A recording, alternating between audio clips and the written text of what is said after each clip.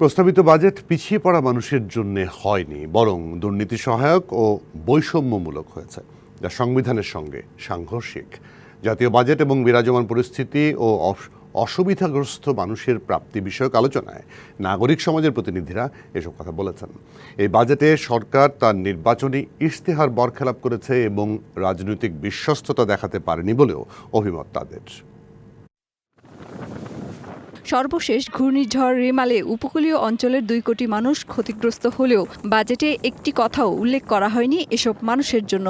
রেমালের কারণে উপকূলীয় অঞ্চলের 22,000 পুকুরে লোনা পানি প্রবেশ করায় এখন এসব অঞ্চলের মানুষকে নতুন করে সংগ্রাম করতে হবে সুপেয় পানির জন্য। অথচ প্রস্তাবিত বাজেটে ঢাকা ও চট্টগ্রামের ওয়াসার পানির সমস্যা উল্লেখ আছে। 2টা লাইন হলেও থাকা উচিত ছিল। এই যে মানুষগুলোর পানির যে অবশ্যম্ভাবী কষ্ট, সুন্দরবনের 22টা পুকুরের সবগুলো ডুবে গেছে, যেখানে বাঘ এবং হরিণ পানি খায়। এই বাঘ আর কয়েকদিনের মধ্যে যখন মিঠা পানি পাবে না, হয় লোকালয়ের দিকে আসবে অথবা স্থানান্তরিত হতে শুরু করবে। নগদে 500 টাকা বা তার বেশি পেমেন্টে পেতে পারেন ঢাকায় জমিসহ 20 কোটি টাকার পুরস্কার। মূল্যস্ফীতির চাপে মানুষের জীবন দুর্বিষহ গত 2 বছর ধরে, কিন্তু প্রস্তাবিত বাজেটে খাদ্য মন্ত্রণালয়ের ওএমএস ও খাদ্য ভর্তুকি কমানো হয়েছে। সার্বিকভাবে ওইটাকে আমরা দেখেছি যে 4% মতো কমে গেছে ওএমএস এবং যেই ফুড ফ্রেন্ডলি প্রোগ্রাম। বাজেটে শিক্ষার বরাদ্দ চলতি অর্থবছরের তুলনায় 4,000 কোটি টাকা বাড়ানো হলেও জিডিপির তুলনায় কমানো হয়েছে। আবার স্বাস্থ্য খাতে বরাদ্দ অর্থ ব্যয় করতে পারে না মন্ত্রণালয়। এবার 3 লক্ষ শিক্ষার্থী ফেল করেছে এসএসসিতে কয়েকদিন আগে। এদের জন্য যে টিভেট বা টেকনিক্যাল ভোকেশনাল এডুকেশনের কথা চিন্তা করা হচ্ছে, সেই জায়গায় তৌফিক দেখিয়েছে যে এখানে কিভাবে বরাদ্দটা কমে গিয়েছে।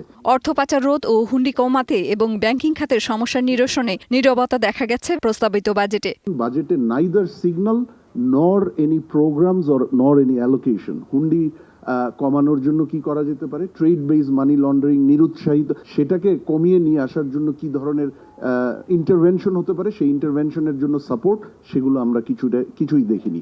এসব সমস্যার মধ্যে আবার কালো টাকা সাদা করার সুযোগ দেয়া হয়েছে। তাই নাগরিক সমাজ মনে করে বাজেট কম আয়ের মানুষের জন্য নয়, দুর্নীতি সহায়ক হয়েছে। এটি দুর্নীতি সহায়ক এবং অনৈতিকতার বাজেট।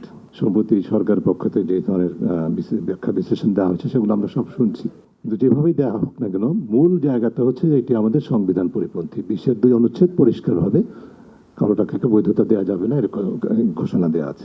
প্রস্তাবিত বাজেটের মাধ্যমে সরকার তার নির্বাচনী ইশতেহার বরখেলাপ করেছে বলেও অভিমত প্রকাশ করা হয়েছে। বর্তমান শাসক দল যে নির্বাচনী ইশতেহার দিয়েছে, এই নির্বাচনী ইশতেহারের বড় ধরনের বরখেলাপ হয়েছে।